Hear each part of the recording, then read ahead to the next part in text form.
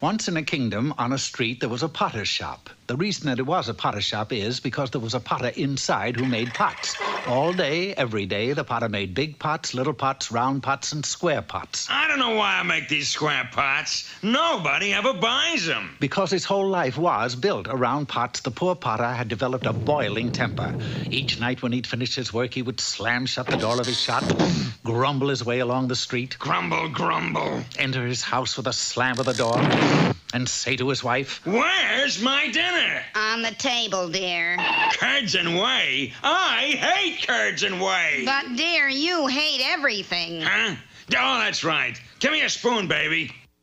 Then, when he'd finished dinner... All right. Where is it? Here it is, dear. And his wife would hand him a pot that he would smash into 1,000,000 pieces. There. Now I can read the paper. Following this, the potter's good wife would always say to him, John, I do wish you'd do something about that temper of yours. It's going to get you into trouble someday. He would answer, Bah!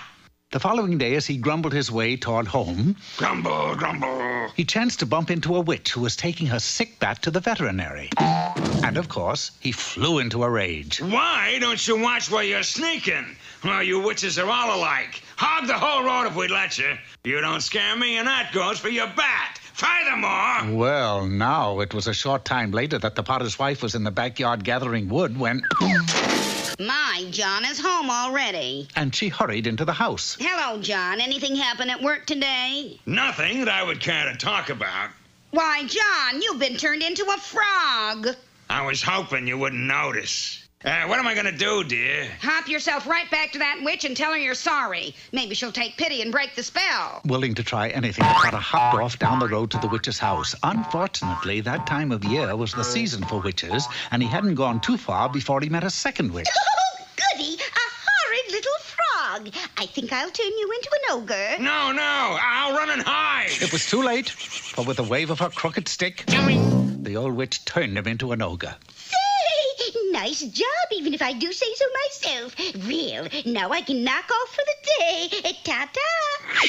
Now the poor man was in more trouble than ever. And it wasn't over yet. Hi, ogre. Don't call me ogre. I hate being an ogre. Oh, well, shucks, I can fix that for you. You mean you'll change me? Sure. And she did. Into a troll. There you go, kid. Now you can go live under a bridge and scare billy goats.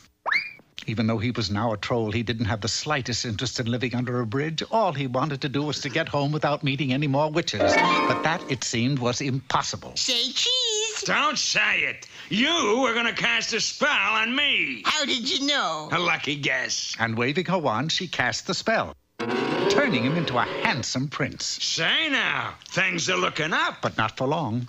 For the witch that just turned him into a troll saw this, and she became very angry. What's the idea of breaking my spell? When I change him into trolls, they stay trolls. How dare you? I say handsome prince.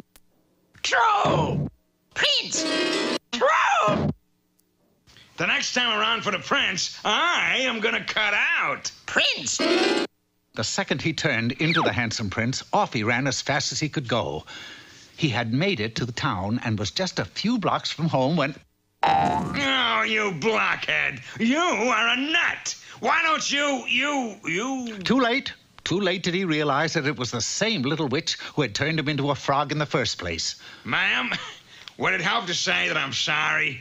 I guess not. Sadly, the potter went home to his wife, resigned to the fact that he would live out his days as a frog.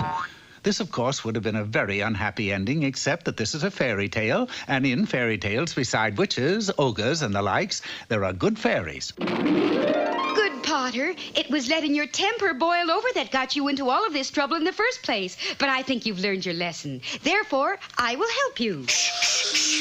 Boy, it sure feels good to get out of that wet skin. And you, good wife, must always watch your husband to make certain that his temper never boils over again. Farewell. Well, sir, the potter's wife did watch her husband. She watched him when he slept, watched him when he ate, and watched him from morning to night as he made pots in his pot shop. They lived happily from that day to this, and never again did he lose his temper, for, as we all